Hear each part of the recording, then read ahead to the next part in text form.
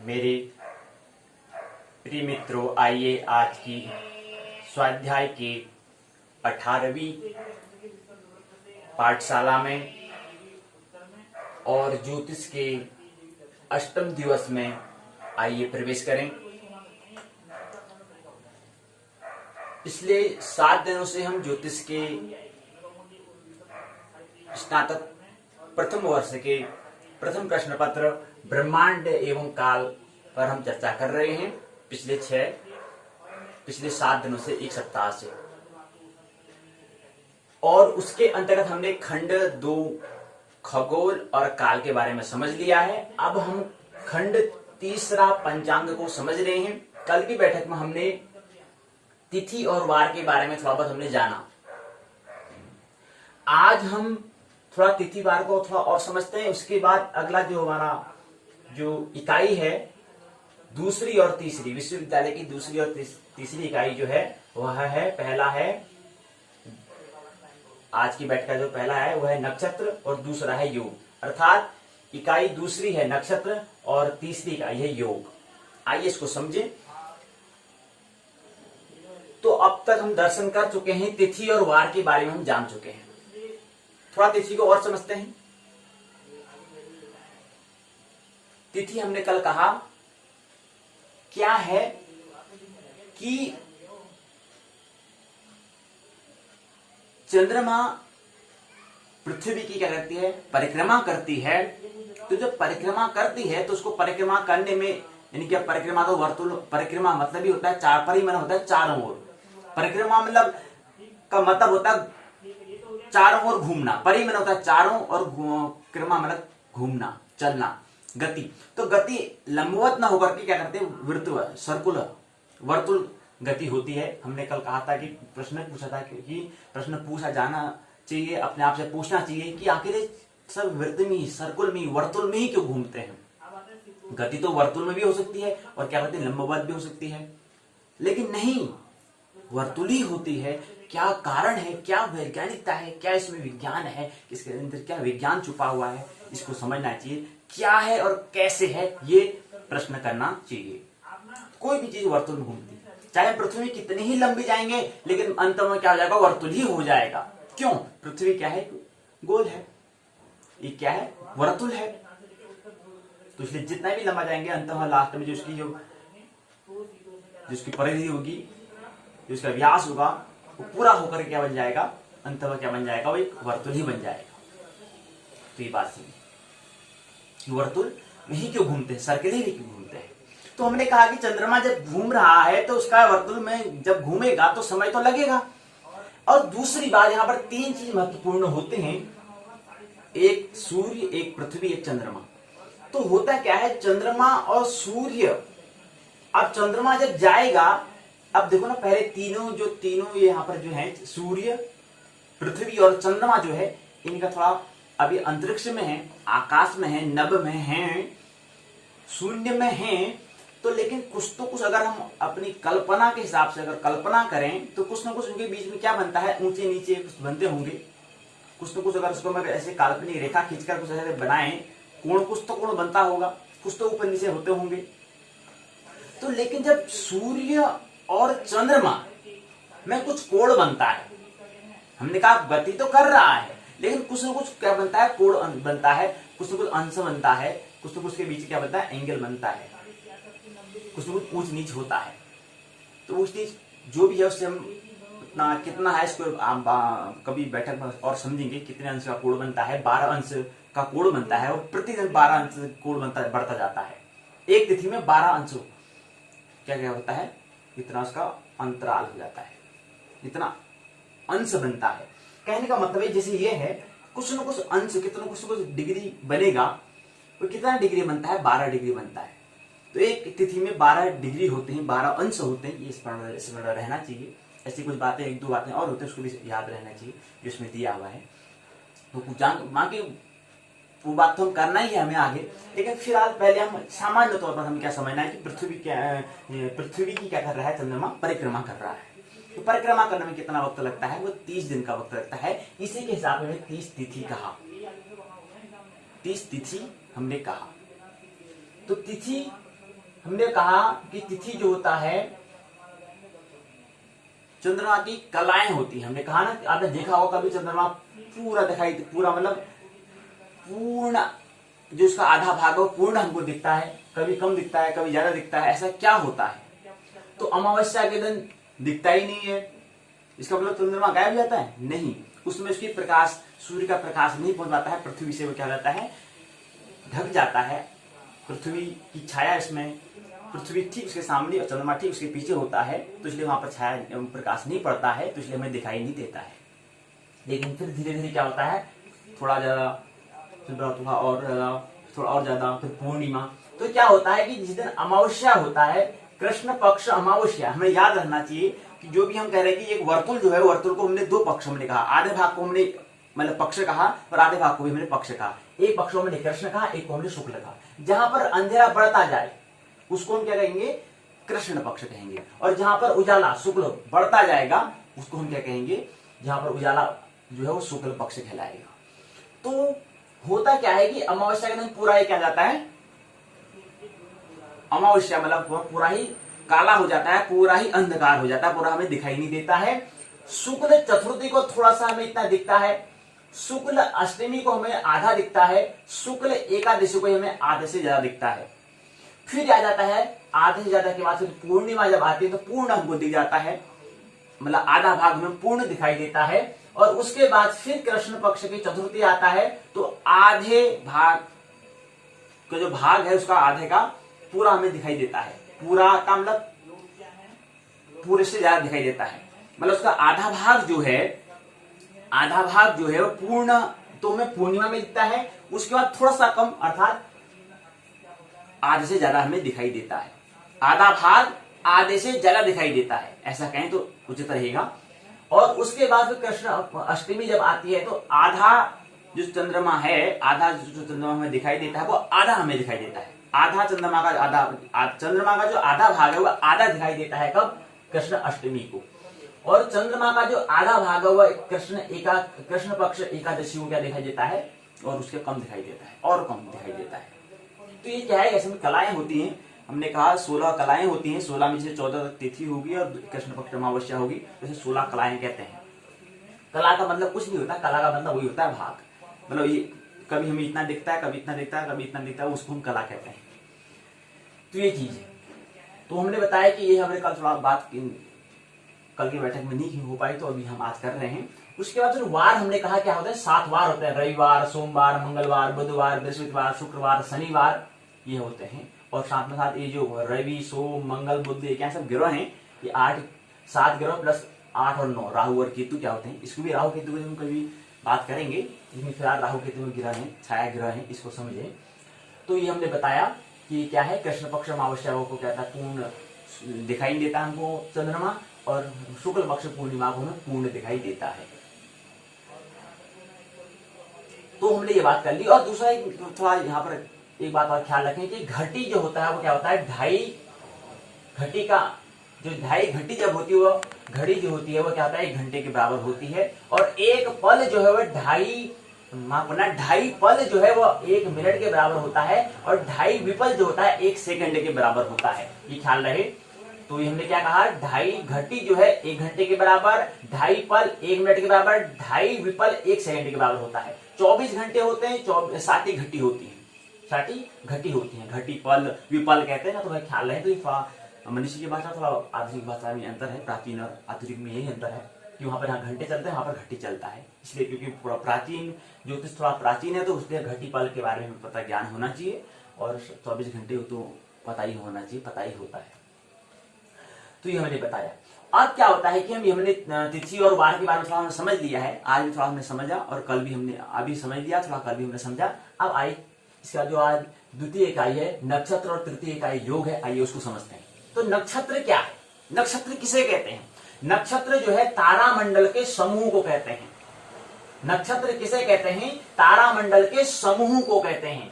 किसे कहते हैं? समूह को कहते हैं, तारामंडल के। और तारामंडल को हमने करीब करीब आकाशगंगा हमने कह रहे हैं, क्योंकि आकाशगंगा में क्या होता है, आकाशगंगा क्या कहते हैं, ग्रुप ऑफ स्टार कहते हैं।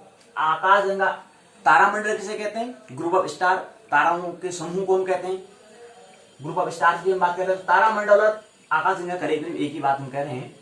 तो क्या कहा, नक्षत्र क्या है, तारामंडल के समूह को हम क्या कहते हैं, नक्षत्र कहते हैं।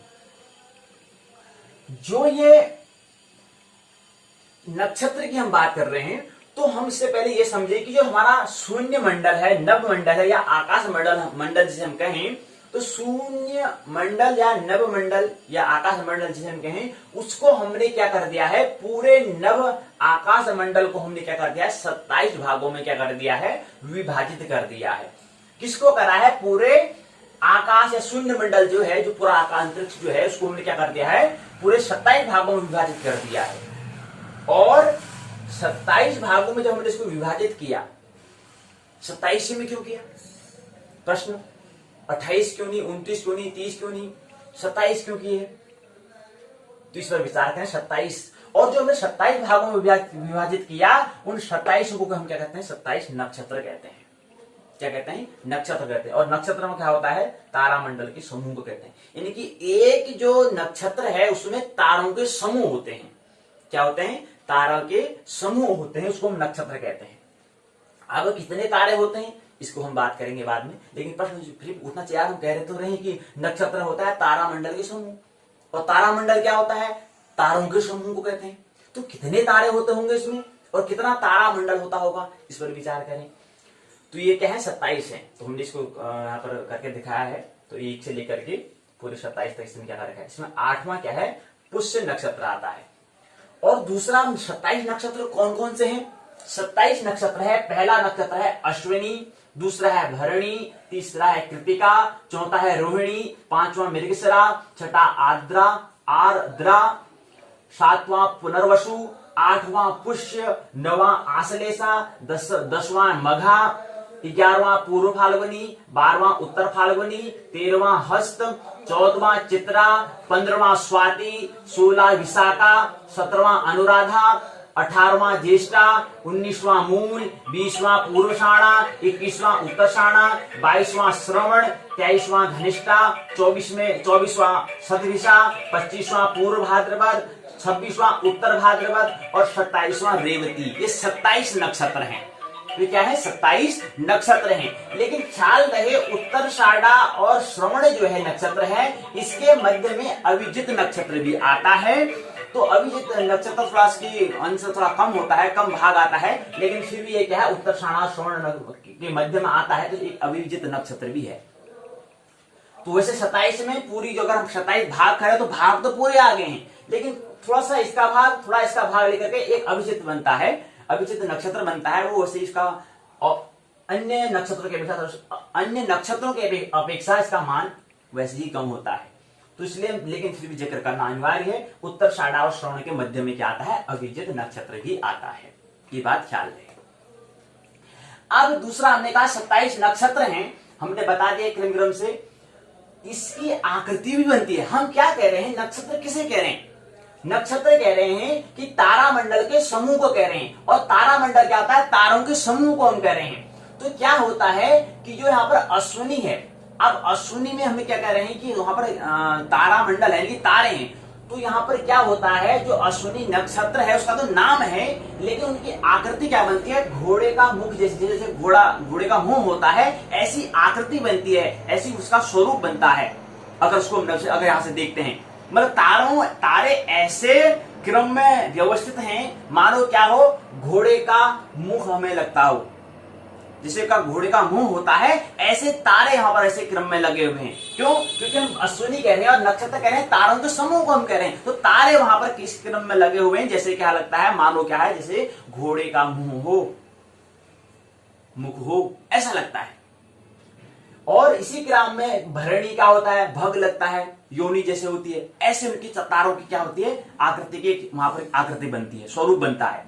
इसी क्रम में कृतिका, इसी क्रम में रोहिणी, इसी क्रम में मृगशिरा, इसी क्रम में आर्द्रा, इसी क्रम में पुनर्वसु, इसी क्रम में पुष्य, जैसे बाण होता है, ऐसे तारों की आकृति बनता। तारे ऐसे क्रम में लगे हैं जैसे मानो बाण हो, तो उसका स्वरूप कैसा बनता है, बाण बनता है। किसका, पुष्य नक्षत्र का। इसी क्रम में आश्लेषा, मघा नक्षत्र का घर जैसा, मानो कि घर बना हो, तारे ऐसे क्रम में लगे हुए हैं।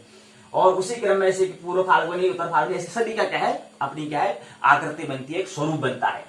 क्यों बनता है, क्योंकि उसमें तारे हैं ना, तारे के समूह को तो हम नक्षत्र कह रहे हैं। ये बात ख्याल रहे।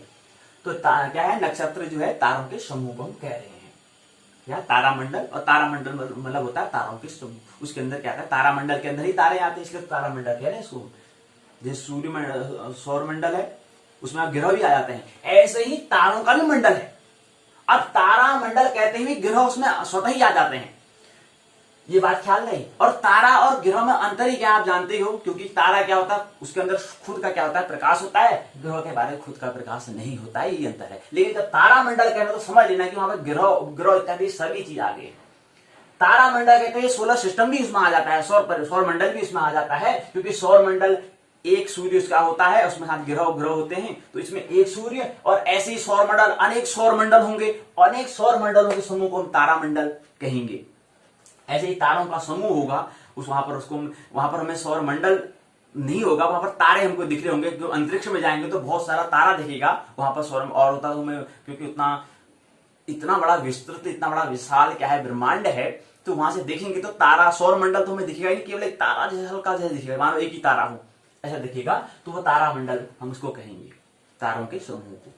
तो नक्षत्र भी कहता है तारा आता है, तो हम बता रहे हैं कि कैसे आकृति बनती है, ऐसे इनकी नक्षत्र की आकृति बनती है। जैसे उत्तर भारत का मंच जैसा बनता है, जैसे मंच है ऐसी आकृति बनती है तारों की। तारे ऐसे क्रम में लगे, ऐसे क्रम में लगे हैं, ऐसे व्यवस्थित करें मानो मंच जैसा बनता हो, ऐसी आकृति यहाँ पर दी हुई है। तो ये बात हमने समझा। उसके बाद हमने कहा कि क्या है राशि। राशि का मतलब होता है ढेर, अमाउंट। और ढेर कितने होते हैं और ढेर में भी क्या आते हैं, ये बात ख्याल रहे। उससे पहले एक बात हम और समझा लें कि जो हम नक्षत्र कह रहे हैं, नक्षत्र हमने कितने कहा, 27 कहा, 27 कहा। और 27 के क्या होते हैं, नक्षत्र के चरण होते हैं। अर्थात नक्षत्र के चरण किसे कहते हैं, ये प्रश्न आप पूछें तो या इसको नक्षत्र चरणाक्षर भी कह सकते हैं। आपने नाम सुना होगा, जन्माक्षर आपने नाम सुना होगा। आपके नाम के आगे से कोई एक शब्द होगा, उसी से नामकरण का आविष्कार होता है। उस अक्षर से ही क्या होता है, नामकरण आपका रखा जाता है। वो अक्षर बड़ा बहुमूल्य है, बड़ा बहुमूल्य है। क्यों? क्योंकि वो जन्म अक्षर जो है वो एक तारे को दिखा रहा है। वो तारे का स्वभाव कैसा है, उससे तुम्हारे स्वभाव की क्या होती है, छवि दिखाई देती है, प्रतिरूप दिखाई दिया जाता है। तो इसलिए जन्म अक्षर के बारे में विशेष पता होना चाहिए कि तुम्हारा जन्म अक्षर क्या है, उसी के हिसाब से नामकरण होना चाहिए। अन्य दूसरा नाम नहीं रखना है। इसलिए तो नामकरण में भी वैज्ञानिकता है, अगर स्मरण रहे तो। अगर स्मरण नहीं रहा तो कोई वैज्ञानिकता नहीं है, लेकिन बहुत बड़ी वैज्ञानिकता है नामकरण में भी। नामकरण का, इस व्यक्ति का ऐसा नाम ही क्यों, ऐसा नाम हो, फलाना नाम नहीं, फिजूल वाला नाम नहीं, ऐसा टिंकू, पिंटू, चिंटू, पिंटू ऐसा नाम नहीं। एक जिस दिन उसने जन्म लिया, जिस नक्षत्र में उसने जन्म लिया, उसी के नक्षत्र के जो चरण हैं, जो नक्षत्र चरण हैं, एक नक्षत्र के कितने चरण होते हैं, या कहें कि जो 27 नक्षत्र हैं उसके अंतर्गत 108 चरण आते हैं, चरण नक्षत्र के चरण होते हैं। तो वो एक चरण 108 चरण के हिसाब से व्यक्ति का क्या, पूरे ये पृथ्वी में जो भी व्यक्ति हैं उनका नाम होता है, नाम रखा जाता है। उन 108 चरणों से क्या होता है, नक्षत्र के चरण से ही क्या होता है, नामकरण रखा जाता है। 108 चरण होते हैं किसके, नक्षत्र के। अब जो हम 108 कह रहे हैं, हम एक चीज बताना चाहेंगे कि राशि हम देखते हैं। आप राशि को समझे पहले। तो राशि क्या होता है, ढेर कह रहे हैं, अर्थात 12, कितने ढेर हैं, 12 ढेर हैं। तो सभी के, और जितने व्यक्ति हैं कितनी राशियां होंगी, 12 राशि होंगी। तो जितने भी व्यक्ति हैं 8 अरब, करीब 8 अरब लोग इस पृथ्वी में हैं, तो सभी क्या होंगे, 12 राशि में आ जाते हैं, 12 ढेर में आ जाते हैं। 12 ढेर में क्या होती हैं, किसी की राशि हो जाएगी मेष, किसी की राशि हो जाएगी वृश्चिक, किसी की राशि हो जाएगी मिथुन, किसी की हो जाएगी कर्क, किसी की हो जाएगी सिंह, किसी की हो जाएगी कन्या, किसी की हो जाएगी तुला, किसी की हो जाएगी वृश्चिक, किसी की धनु, किसी की मकर, किसी की कुंभ, किसी की मीन। 12 ढेर हैं। ये 12 ढेर क्या होते हैं, इस ढेर में कितने तारे आते हैं, ये सब पता होना चाहिए। तो 12 क्या होते हैं, ढेर होते हैं, 12 राशि होते हैं। तो ये हम बताना चाह रहे हैं। तो इसमें क्या होता है कि एक जो चतुर्थ राशि कर्क राशि है, कर्क राशि अर्थात कर्क जो ढेर है, उसके अंतर्गत हम नक्षत्र कह रहे हैं 27 नक्षत्र हैं और उसके चरण कितने हैं, 108 हैं। तो कर्क राशि अर्थात एक राशि में कितने नक्षत्र के चरण आते हैं, नक्षत्र चरण आते हैं, कितने आते चरणाक्षर, कितने चरणाक्षर आते हैं, तो वह ख्याल रहना चाहिए। आप देखें कर्क राशि में कितने आए हैं, पहला है ही, दूसरा है हु, तीसरा है हे, चौथा है हो, फिर अगला पांचवा है डा, फिर डी, डू, डे, डो। कितने हैं? 1 2 3 4 5 6 7 8 9। एक जो कर्क राशि है उसके अंतर्गत कितने चरण अक्षर आते हैं? 9 चरण अक्षर आते हैं। थोड़ा गणना करें, राशि 12 होते हैं। ढेर जो है, राशि मतलब ढेर जो है कह रहे हैं वो कितने हैं? 12 हैं। और हम कह रहे हैं कि एक जो ढेर है उसमें कितने आते हैं? 9 चरण आते हैं। तो 12 ढेर हैं। 12 ढेर मतलब 12 राशि हैं। 12 राशि को गुणा कर देते हैं 9 से, तो 12 पंचे क्या होता है? 12 गुणा 9 तो 108 क्या आ जाते हैं? जब कुल चरण अक्षर आ जाते हैं। 27 नक्षत्र के अंतर्गत कुल चरण कितने आते हैं? 108 आ जाते हैं। 12 नमा 108 ही क्या आते हैं? कुल चरण आ जाते हैं। तो ये बात समझिए। और दूसरी बात है, कर्क जो राशि है इसके इनके स्वामी है चंद्रमा, और चंद्रमा क्या है? स्त्री है। तो ये बात समझिए। तो स्वभाव के बारे में आगे विस्तार से तो बात हमें करनी है, लेकिन थोड़ा थोड़ा जो बातें हमें आएंगी तो हम बीच में बताते जाएंगे और पाठ्यक्रम चलता रहेगा। तो ये है, ये हमने बताया कि कर्क राशि में इनकी एक राशि में 9 चरण आते हैं। और अब 9 जो चरण हैं, जैसे यहाँ पर ही हु डे, ही हु हे हो, डा डी डू डे डो जो है, ये 9 जो चरण नक्षत्र चरण है या चरणाक्षर जो है, इनसे हिसाब से क्या होगा? जिसका भी नाम ह से होगा या ह से या ड से होगा उसकी राशि क्या होगी? कर्क राशि होगी। लेकिन कर्क ढेर वाली क्या होगी? राशि होगी। ढेर होगा मतलब कौन सा ढेर होगा? उस ढेर का नाम है कर्क। कौन सी राशि होगी? उसका नाम है कर्क। ऐसी किसी का मेष होगा, किसी का वृषभ होगा, किसी का मिथुन, किसी का कर्क, किसी का सिंह, किसी का कन्या, किसी का तुला, किसी का वृश्चिक, किसी का धनु, किसी का मकर, किसी का कुंभ, किसी का मीन होगा। ये 12 ढेर होते हैं, 12 राशियां होती हैं। इसी में सभी का क्या आ जाएगा? राशि आ जाएगी। और दूसरी बात हम बताना चाह रहे थे कि ग्रह क्या होते हैं? 9 होते हैं। और एक जो 30 तिथि है उसमें 60 क्या होते हैं? कर्ण होते हैं। और कर्ण तो वैसे 11 होते हैं, लेकिन पुनरावृत्ति मिलाकर के क्या जाते हैं? एक महीने में उसको पूरा पुनरावृत्ति कुल मिलाकर देखें तो 60 कर्ण हो जाते हैं। लेकिन उसे होते कितने हैं? 11 कर्ण होते हैं। कौन कौन से होते हैं? बव होता है, बालव होता है, कौलव होता है, तैतिल होता है, गर होता है, वणिज होता है, वृष्टि होता है, शकुनी होता है, नाग होता है, चतुष्पद होता है, किंच तुंगन होता है। ये क्या है? कर्ण है। थोड़ा बहुत हम समझा दे रहे हैं। कर्ण की तो जो कल की बैठक होगी उसमें बात करेंगे, लेकिन फिर ये आज थोड़ा बहुत समझ लें। इसी क्रम में फिर ग्रह में 9 बताया, राशि 12, नक्षत्र 27, योग 27, तिथि 30 होते हैं, ये हमने बताया। और साथ ही साथ हम आप बता रहे हैं कि योग क्या होता है। ये तो हमें नक्षत्र के बारे में समझा, थोड़ा बहुत हम उसमें संकेत ले रहे हैं, ले लिया हमने। तो आप आइए योग के बारे में समझे। योग क्या होता है? सूर्य व चंद्रमा के राशि आदि के योग को, मिलन को, जोड़ को हम क्या कहते हैं? योग कहते हैं। किसके? सूर्य और चंद्रमा के राशि आदि जो ढेर जो हैं, सूर्य और चंद्रमा के इत्यादि जो के ढेर जो हैं के योग को हम क्या कहते हैं? के मिलन को हम क्या कहते हैं? योग कहते हैं। योग मतलब होता है जुड़ना। योग बहुत महत्वपूर्ण शब्द है। अब हम योग को, शब्द को, हमारा ढंग हम किस हिसाब से उपयोग लाते हैं, तो योग जो होता है उसे मूलतः जोड़ होता है। जुड़ना, ध्यान में भी जोड़ते हैं, या कोई हम और काम कर रहे हैं उसमें भी जोड़ रहे हैं। लेकिन योग के अर्थ क्या होता है? योग जो शब्द है इसका अर्थ क्या होता है? ये ख्याल रहना चाहिए। योग का हर जगह उपयोग नहीं करना है। महत्वपूर्ण शब्द है, उसकी जो अर्थ है उसकी अर्थ को समझे। तो ये चीज है। व्यायाम और इत्यादि करते हैं, कह रहे हैं योग करते हैं। कहां से? व्यायाम मतलब योग मतलब क्या होता है? जुड़ना, ध्यान में जुड़ा जाता है। तो ये बात समझे। तो ये हमने बताया, इसमें बात हमने बता दी है। तो इसमें क्या है जो हमें समझना है। अब 27 योग क्या होते हैं? योग मतलब उनसे जुड़ रहे हैं। चंद्रमा, सूर्य और चंद्रमा के बीच में राशि आदि के कुछ योग हो रहा है, कुछ जुड़ रहा है। तो कौन कौन से योग के तब के 27 होते हैं? कौन कौन से होते हैं? विषकंभ होता है पहला, द्वितीय प्रीति होता है, तीसरा आयु, चौथा सौभा, पांचवा शोभन, छठा अति, सातवां सुकर्म, आठवां धृति, नौवां सूल, 10वां गण, 11वां वृद्धि, 12वां ध्रुव, 13वां व्याघात, चौथा हर्षण, 15वां वज्र, 16वां सिद्धि, 17वां व्यति, 18वां वरी, 19वां परिग, 20वां शिव, 21वां सिद्ध, 22वां साध्य, 23वां शुभ, 24वां शुक्ल, 25वां ब्रह्म, 26वां इंद्र, 27वां वैधृति होता है। ये क्या होते हैं? योग होते हैं। कुछ और प्रश्न, कुछ और इसको, इस विषय को और इसमें गहन बनाएं, इसको इसलिए कुछ प्रश्न होने चाहिए, कुछ महत्वपूर्ण प्रश्न हो।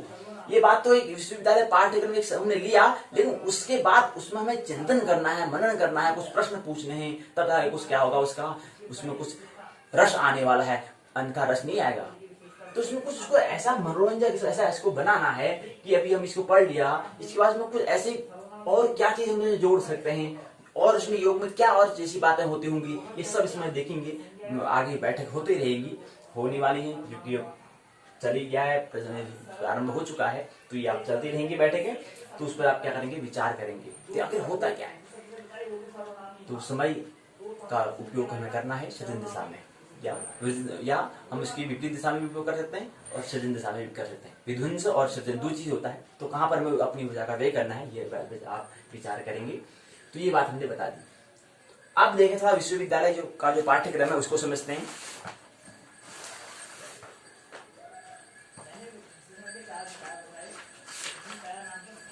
इकाई 2 है नक्षत्र और उनके अंशात्मक विभाजन।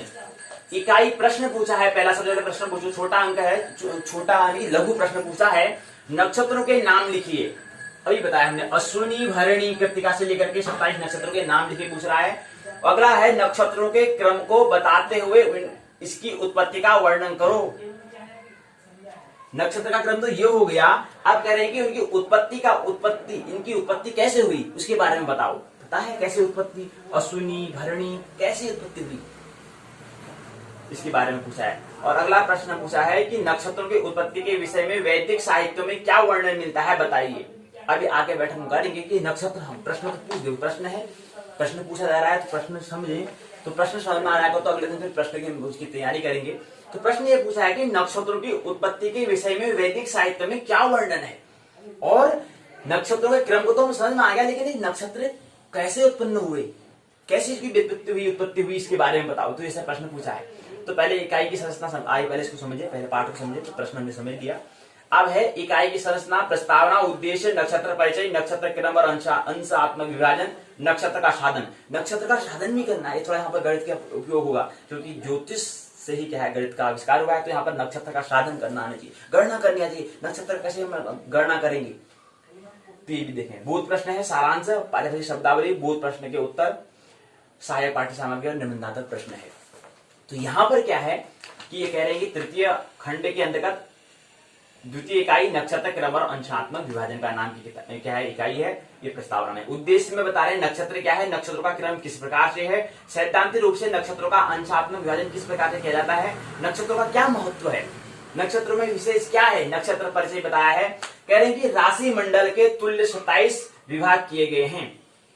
राशि मंडल ढेर मंडल, अर्थात हमने कहा जैसे ढेर मतलब क्या है, तारा मंडल कह सकते हैं, राशि मंडल कह रहे, राशि का मतलब भी ज्यादा ढेर होता है, तो कह रहे हैं कि राशि मंडल के तुल्य 27 विभाग किए गए हैं। राशि मंडल जो है, या हम इसको नव मंडल कह रहे हैं, आकाश मंडल कह रहे हैं, शून्य मंडल कह रहे हैं, इसको क्या कह रहे हैं, राशि मंडल कह रहे हैं। तो इसको हमने कितने भागों में बांटा है, 27 भागों में क्या करा है, विभाजित किया है। तो कह रहे हैं कि जो 27 नक्षत्रों से क्या जाते हैं, जाने जाते हैं, और 27 नक्षत्र कौन है, अश्विनी से लेकर के रेवती तक क्या है, 27 नक्षत्र हैं। और याद रहे, ये बता कह रहे हैं कि जो 21,600 कला का 27वां भाग क्या होता है, 800 कला होता है। अर्थात अगर 800 गुणा अगर 27 करें तो 21,600 कला आएगा। कला का मतलब क्या है कि जो हमारे 27 नक्षत्र हैं उनका कितनी कला होती है, वो होती है 21,600 कला होती हैं। और एक जो नक्षत्र है उसमें कितना भाग आता है, 800 कला आता है। इसलिए प्रत्येक नक्षत्र का भोग काल क्या हो गया, 800 कला हो गया। आकाश में क्रांतिवृत्तीय तारा मंडल को बराबर, देखो तारा मंडल लिखा है ना, तो तारा मंडली होता है, नव मंडली होता है, तारा मंडली होता है जिसे हम कह रहे हैं। तो तारा मंडल को हमने क्या कर दिया, बराबर 27 भागों में विभाजित कर दिया। अब देखो यहाँ पर थोड़ा तारा मंडल और नव मंडल में थोड़ा अंतर है, ये समझे। तो नव मतलब हो गया पूर्ण, जो पूरा नव मंडल शून्य, उस मंडल को हमने ले लिया। अर्थात नव मंडल में क्या होगा, जैसे एक पृथ्वी है, ऐसे अन्य जो पृथ्वियां हैं उसके लिए भी नवमंडल का हमने उपयोग कर लिया है। तो एक साथ हम दो चीजों को समझ सकते हैं। और तारामंडल में क्या है कि पृथ्वी के आसपास जो है जो तारा है उस मंडल को हम कह रहे हैं। लेकिन नव मंडल में पूरा ही आ गया, पूरा नभ जो है पूरा आ गया, पूरा जो शून्य है वो पूरा अंतरिक्ष यहाँ पर आ चुका है। लेकिन तारामंडल का मतलब इन्हें क्या रखा है, तारामंडल क्या रखा है, तो तारामंडल का मतलब होता है कि जो हमारे जो तारों के जो समूह है उस मंडल, हो सकता है आकाशगंगा की बात हो रही, मिल्की वे की बात हो रही हो ये हिसाब से। लेकिन हमारा जो नवमंडल कह रहे हैं तो उसमें मिल्की वे के सहित अन्य जो आकाशगंगाएं हैं उसकी सब बात आ चुकी है। तो इसलिए थोड़ा बहुत नवमंडल और यहाँ पर तारामंडल में थोड़ा भेद समझे। तो ये कह रहे हैं कि हमने क्या करा, तारामंडल को हमने 27 भागों में विभाजित करा है। एक एक खंड का हमने एक एक नक्षत्र हमने कहा। जैसे ही हमने एक खंड किया, जैसे हमने एक खंड किया तो एक नक्षत्र, पहला नक्षत्र हो गया अश्विनी, ऐसे ही दूसरे को हमने कर दिया भरणी, तीसरे को कृतिका, चौथे को रोहिणी, पांचवे को मृगशिरा, छठी को आद्रा और सातवीं को पुनर्वसु और आठवीं को हमने क्या कर दिया है, पुष्य कर दिया है। तो ऐसे क्या हमने 27 भाग किए हैं कह रहे हैं। और उसे आपने 27 जितने भाग हमने किए तो एक एक भाग का हमने नाम दे दिया, वो भाग नक्षत्र हम बता रहे हैं, ये नाम दिए हुए। और वे क्या है 27 नक्षत्र हैं। और नक्षत्र का क्या होता है, न क्षर तिथि नक्षत्रम, क्या होता है, ग्रहों की कक्षा से भी ऊपर नक्षत्रों की कक्षा है। एक नक्षत्र का मान कितना होता है, 3 अंश 20 कला होता है। एक नक्षत्र का मान, एक मैंने यहां से लेकर के यहां तक बीच की दूरी कितनी होगी, इनके बीच जो एंगल जो कोण बनता है वो कितने अंश का बनता है, 3 अंश 20 कला का क्या बनता है, इतनी इसकी अंतर कोण बनता है, क्या बनता है, एंगल बनता है। तो इसलिए क्या है, इसलिए कह रहे हैं कि एक नक्षत्र का मान कितना होता है, वो होता है 3 अंश 20 कला। पंचांग में चांद नक्षत्र तिथि के बाद दिए जाते हैं। तो पंचांग में जो है चांद नक्षत्र जो है तिथि के बाद दिए जाते हैं। तिथि के बाद वार फिर नक्षत्र आते हैं, ये कहना चाह रहे हैं। तो पंचांग में क्या है, पहले तिथि फिर वार फिर नक्षत्र दिया जाता है, अर्थात नक्षत्र तिथि के बाद दिए जाते हैं, ये कहने का मतलब है। तो दूसरा है यहाँ पर नक्षत्र परिचय हमने बता दिया। उसके बाद नक्षत्र क्रम और उनके अंशात्मक विभाजन के बारे में बता रहे हैं। तो इनके अंशात्मक विभाजन क्या है,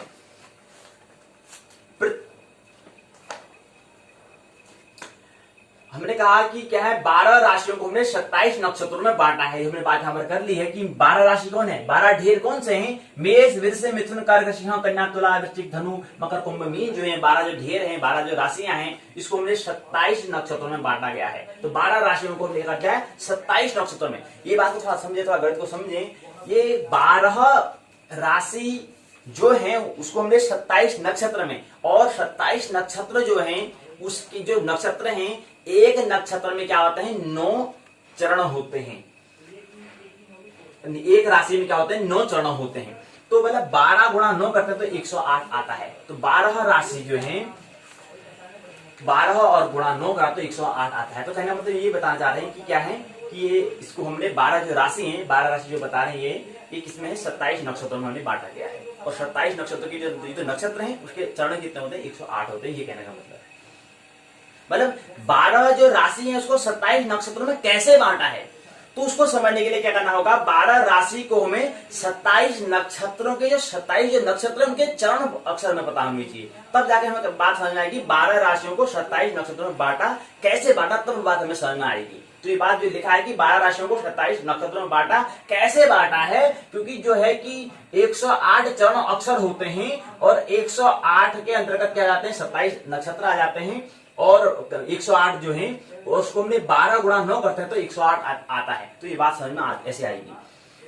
तो ये कह रहे हैं कि अश्विनी से रेवती तक 27 नक्षत्र में बता दिया, अश्विनी से लेकर के रेवती। तो पहला नक्षत्र अश्विनी है और लास्ट अंतिम 27 नक्षत्र कौन सा है, रेवती है। तो क्या कह रहे हैं कि 360, क्योंकि जो भी एक वृत्त जो सर्कल जो बनता है वो 360 अंश का होता है, तो 360 भागा 27 कर देते हैं तो कितना आ जाता है 13 अंश 20 कला, यानी कि 800 कला आ जाती है। तो एक जो 800 हमने कला कहा और 21,000 हमने यहाँ पर बताया था कि कितने होते हैं नक्षत्रों के, 21,600 कला होती है। तो यहाँ पर कितना है 800 कला एक जो चरण है उसको मिल जाता है। अब 800 भागा 4 करते हैं तो 200 कला का एक नक्षत्र चरण होता है। यानी कि 800 कला का क्या होता है एक नक्षत्र, यानी कि 800 कला की क्या होगा अश्विनी नक्षत्र होगा, 800 कला की क्या होगा भरणी नक्षत्र होगा, 800 कला की क्या होगा पुष्य नक्षत्र होगा। ऐसे ही क्या होंगे 27 नक्षत्र में कितने कला आते हैं 800 कला आती हैं। लेकिन अब क्या है कि इनके चरण अक्षर कितने आएंगे, तो 800 भागा 4 कर देंगे, क्योंकि एक नक्षत्र जो है उसके अंतर्गत चरण कितने आते हैं 4 चरण आते हैं। एक नक्षत्र के अंतर्गत 4 चरण आते हैं। इस बात को समझें कि एक नक्षत्र जो है, एक नक्षत्र बराबर क्या आते हैं 4 चरण आते हैं। तो 27 हैं, एक में 4 आते हैं और 27 एक में 4 तो 27 में कितने आ जाएंगे 27 गुणा 4, 27 गुना होता है 27 गुना 54 और 54 गुना 108, यानी कि क्या आ गया 108 आ गया। क्या आ गया 108 आ चुका है। और 108 जो ये है 108 है, वही 108 कहां यहां पर भी है, वही 108 यहां पर भी है। तो क्या कहने का मतलब है, ये बात हम बता रहे थे, अब बात समझें कि क्या है कि एक नक्षत्र जो है जैसे पुष्य नक्षत्र है, पुष्य नक्षत्र के अंतर्गत कितने चरण आते हैं 4 चरण आते हैं। और तो हमने क्या कहा कि 27 नक्षत्र गुणा 4 करते हैं तो बराबर क्या बन जाता है 108 क्या जाते हैं चरण हो जाते हैं। और लेकिन एक राशि में कितने चरण आते हैं 9 चरण आते हैं। ये थोड़ा भेद समझें, राशि में तो 9 चरण आ रहे हैं और एक नक्षत्र में कितने आ रहे हैं 4 चरण आ रहे हैं। नक्षत्र में एक नक्षत्र जैसे पुष्य नक्षत्र है, इसमें चरण कौन कौन से आएंगे 4 चरण आएंगे, ही हु हे हो 4 क्या आएंगे चरण आ जाएंगे। लेकिन जैसे कर्क राशि है इसमें क्या आएगा ही हु हे हो डा डी डू डे डू, तो ये अंतर है। तो नक्षत्र में 4 और राशि में 9, तो हमने 12 राशि होती है 9 से गुणा करेंगे तो 108 आता है। और 27 नक्षत्र होते हैं 4 से गुणा करते हैं तो भी 108 आता है। ये अंतर समझे। तो यही नक्षत्र में और यही राशि में क्या है थोड़ा भेद है, अंतर है कि वहां पर क्या आ रहे हैं 9 चरण आ रहे हैं, यहाँ पर 4 चरण आ रहे हैं। ये समझे। और ये बात हम बता दी कि कितनी होती है कि एक जो नक्षत्र है उसकी कला 800 होती है और एक चरण की। अब एक जो पुष्य नक्षत्र है, पुष्य नक्षत्र के अंतर्गत 4 क्या आते हैं चरण अक्षर आते हैं, ही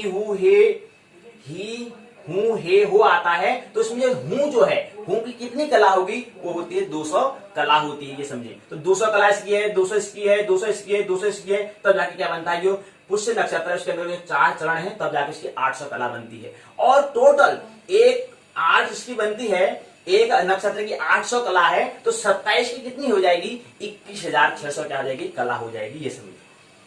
तो ये हमने बताया तारामंडलों को 27 भागों में विभाजित किया है, वही इसमें क्रम बता रखा है। ये क्रम इसमें क्या है बताया हुआ है।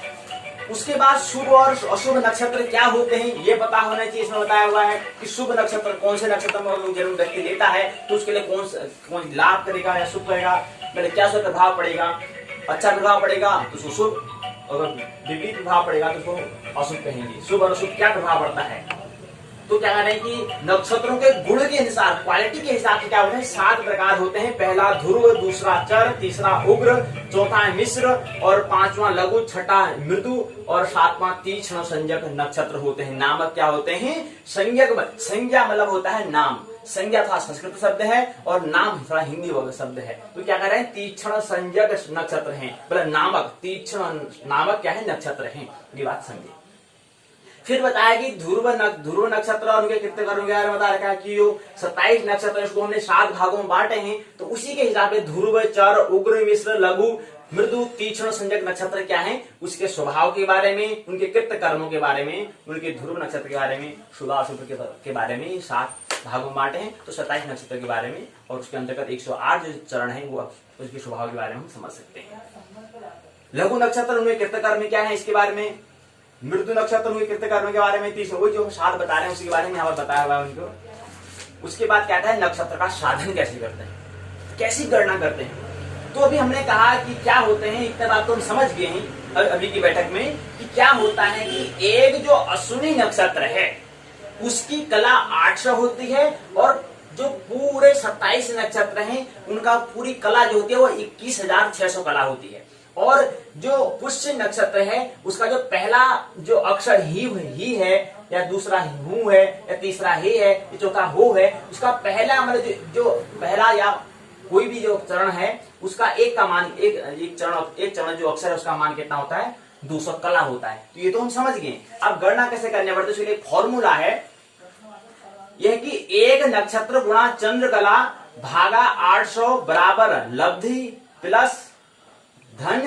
शेष कला भागा 8। इस सूत्र के माध्यम से लब्धि मतलब होता है लब्धि बराबर गत चांद नक्षत्र, यहाँ शेष वर्तमान नक्षत्र का भुक्तमान कलात्मक, ये चीज फॉर्मुलेशन क्या सकते हैं, निकाल सकते हैं।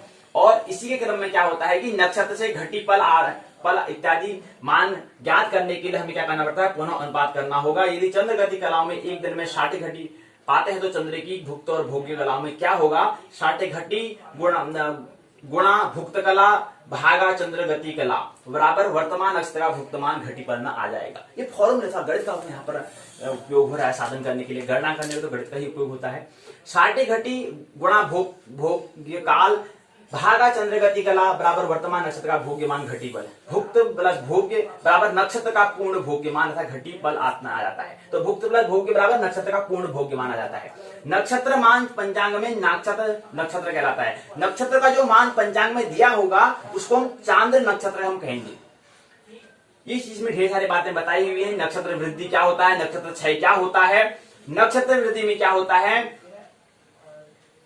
जब किसी नक्षत्र में 2 सूर्योदय हो तो उसे नक्षत्र वृद्धि कहेंगे, और जिस नक्षत्र में सूर्योदय नहीं होता है उसको हम क्षय नक्षत्र कहते हैं, नक्षत्र क्षय हम कहेंगे। और यहाँ पर एक बताया है कि पूर्व दिन के अंत से प्रारंभ होकर द्वितीय दिन 60 घटी पूर्ण कर तृतीय दिवस में कुछ समय तक शेष रहता है। मतलब एक जो समय होता है वो 60 घटी होता है, लेकिन कल तक उसके अगले दिन भी रह रहा है, तो इसलिए क्या हो जाएगा, वृद्धि हो जाएगी। और यहाँ पर क्या है, 60 घटी से कम है तो इसलिए क्या जाएगा, क्षय हो जाएगा इसका। तो ये इसका मान इसमें दिया हुआ है। इसी प्रकार से क्या रखा है, चंद्रमा और ग्रह राशि में नक्षत्र आरंभ और नक्षत्र अंत कैसे होता है इसके बारे में बता रखा है। प्रारंभ से लेकर के अश्विनी कितने चरण में होता है इसको समझे। अश्विनी जो है का जो प्रथम चरण जो होता है, हमने कहा ना एक नक्षत्र के अंदर 4 चरण होते हैं, ये बात ख्याल रहे। तो अश्विनी क्या है, 3 अंश से 20 अंश तक पहला चरण, दूसरा 6 से 40 अंश तक रहता है, ये बता रहे हैं। और तीसरा चरण है 10 अंश तक, चौथा है 13 तक अंश और कला है, ठीक है। तो पहला नक्षत्र अश्विनी प्रथम चरण, द्वितीय चरण, तृतीय चरण, चतुर्थ चरण है, ये 4 चरण होते हैं। तो अश्विनी में पहला चरण 30 अंश 20 कला, द्वितीय चरण 6 अंश 40 कला, तृतीय 10 अंश 0 कला, चतुर्थ 13 अंश 0 कला 20 कला तक होता है।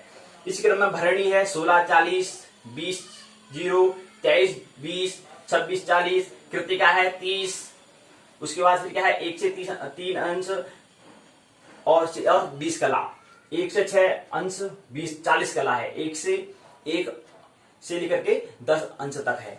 ये सब इसमें क्या बताया था, इसका पूरा क्रम इसमें दिया हुआ है। ये इसमें पूरे 27 नक्षत्रों के बारे में यहाँ पर बताया है। और इसी क्रम में नक्षत्र का स्वरूप क्या था, हमने कहा था कि आकाश में तारों का समूह आपस में मिलकर एक आकृति जैसा स्वरूप दिखाई हमें पड़ता है। तो तारे समूह मिलकर क्या बनते हैं, आकृति बनाते हैं, जैसे समझते हैं।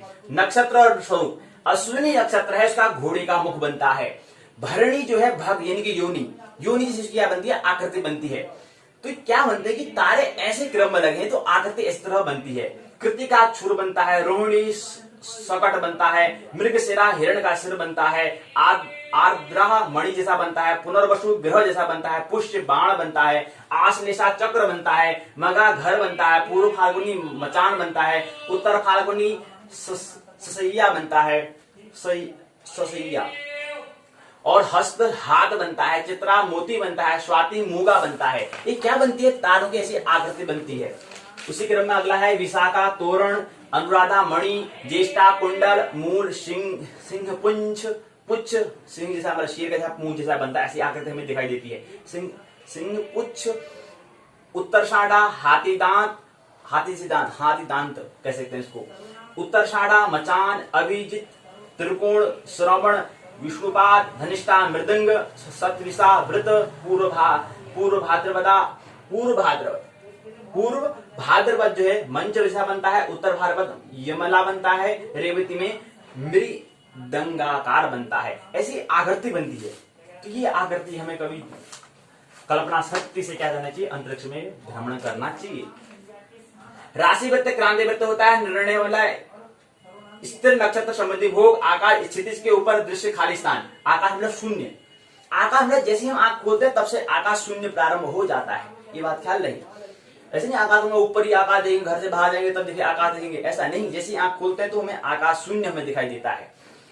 तो नक्षत्र टिमटिमाते गोलीय प्रकाश पुंज के बिंब जो होते हैं उसको क्या कहते हैं, नक्षत्र कहते हैं।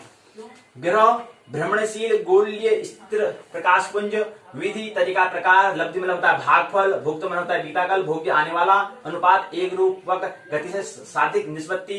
घटी अहोरात्र का 60वां भाग। कला एक अंश का 60वां भाग। चंद्र नक्षत्र क्या होता है, चंद्रमार्ग के हिसाब से चंद्रगति द्वारा क्रांति वृत्त के 27 भाग का भोग। संचार में होता है गतिशीलता। दैनिक होता है दिन संबंधी। ग्रहाधि अधिष्ट में जिस स्थान पर ग्रह बैठा हो। नक्षत्र वृद्धि जिस नक्षत्र में 2 सूर्योदय हो। स्पर्श मतलब छूना। 6 में होता है लुप्त। ये तो ये प्रश्न बताए हैं, बहुत प्रश्न है इसके, उसके उत्तर बताए हैं। सहायक पाठ्य सामग्री बताया है। निबंधात्मक प्रश्न पूछा है कि नक्षत्र को परिभाषित करते हुए सविस्तार से वर्णन करो। नक्षत्र साधन कीजिए। नक्षत्र के क्रम को बताइए और नक्षत्र की उत्पत्ति कैसे हुई उसको बताओ। इस तरह से प्रश्न इसमें बने हुए हैं और बनने चाहिए। और किस प्रकार से प्रश्न बन सकते हैं, क्योंकि सूप चलेगा, सूप बिना सूप कुछ होने वाला है नहीं है। आविष्कार तभी होगा, उससे पहले नहीं। और आविष्कार के लिए मूल मंत्र है कि चिंतन मन में विचार करना। मानना नहीं है, जानना है। चाहे कम समझ में आए, कम जाने, लेकिन मानना नहीं है। मानेंगे तो आगे की यात्रा में क्या हो जाएगा, विराम हो जाएगा। आगे की यात्रा नहीं हो पाएगी।